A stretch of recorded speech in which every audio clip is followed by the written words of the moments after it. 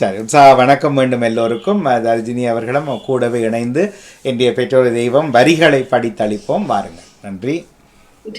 காலை உற்சாகமான வணக்கம் எல்லோருக்கும். நீங்கள் பார்த்தும் கேட்டுக்கொண்டிருப்பது ஸ்டுடியோ பாவகம் பாட்டில் நீங்கள் பார்க்க இருப்பது பெற்றோர் தெய்வம். இன்று 27/7/2025 திருவள்ளுவர் ஆண்டு 2026 ஆடி 11ஆம் நாள். இது பாவகம் பாட்டிவி. இன்றைய திருக்குறள்.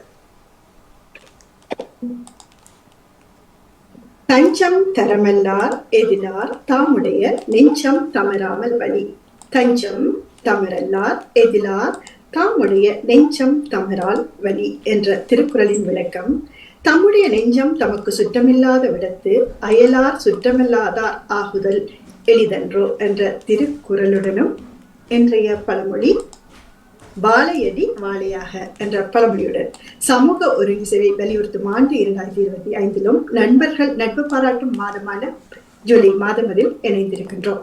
இது பாமுகம் டிவி. இன்றைய பெற்றோரை தெய்வத்திற்கான தலைப்பு, சிறு வயதில் வீட்டுக்கு வெளியே விளையாடி கூடி கதை பேசி கோயில் கடை என சுற்றித் திரிந்த இந்நண்பர்களை பெயர் சம்பவ விவரங்களுடன் இன்று நினைவில் மீட்போம். இவர்களில் இன்று தொடர்பில் யார் யார் உள்ளனர், பெற்றோருடன் வாழ்ந்த காலங்களூடாக அவர்களை நன்றியோடு உயிரோட்டுவோம் என்பது இன்றைய தலைப்பாக இருக்க, என்னுடன் சேர்ந்து வாசித்தளிக்க காத்திருக்கும் அனைவரையும் அன்புடன் அழைத்தபடி முதலில் இணைந்து சிறப்பிக்கிறார் சாதனை துறையரங்கன் அவர்கள். அவர்களை கலந்து கொள்வதில் தருவார் நினைக்கிறேன். வணக்கம் சாதனை துறையரங்கன். இனிய உற்சாக வணக்கம் தர்ஷினி. உற்சாக வணக்கம் இணைந்திருக்கிறவர்கள் எல்லோருக்கும் வணக்கம். நன்றி ஷாஜினி அக்கா. தொடர்பாக ராஜினி அல்போன்ஸ் அவர்கள். பெற்றோரை தெய்வம். தாயகத்தில் எங்களுக்கு கிடைத்த வாழ்க்கை மாதிரி ஒருவருக்கும் கிடைக்காது. 2 வீட்டுக்கு நடுவில் பெரிய முற்றம். பின்னேறம் என்றால் ஒரே விளையாட்டுத்தான்.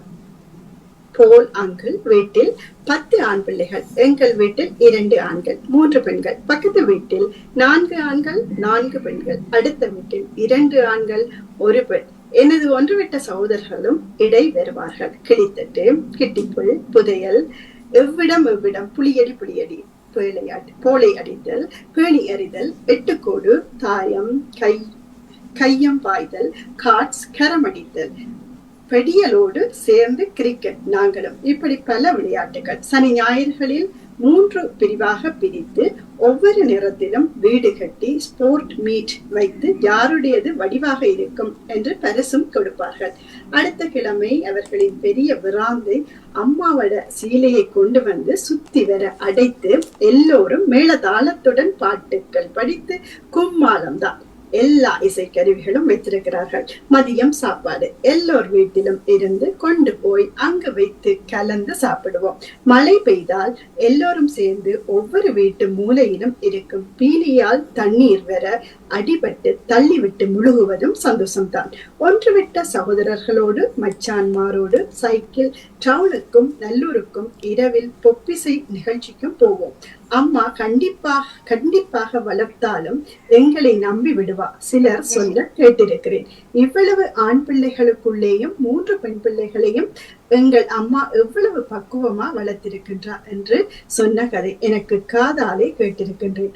கோவிலில் பூசைக்கு உதவும் படிகளும் பாட்டு கிளாஸில் இருக்கும் பெட்டைகளும் சேர்ந்தால் சொல்லவா வேண்டும், மீண்டும் வராது. எல்லோருடைய பெயரும் எழுதினால் இன்னும் கூடிவிடும் என்றுதான் எழுதவில்லை, இதே கூடி போச்சு என்று நிறைவாக்கி இருக்கிறார் ராஜினி அல்போன்ஸ் அவர்கள். நன்றி. சரி, இதுல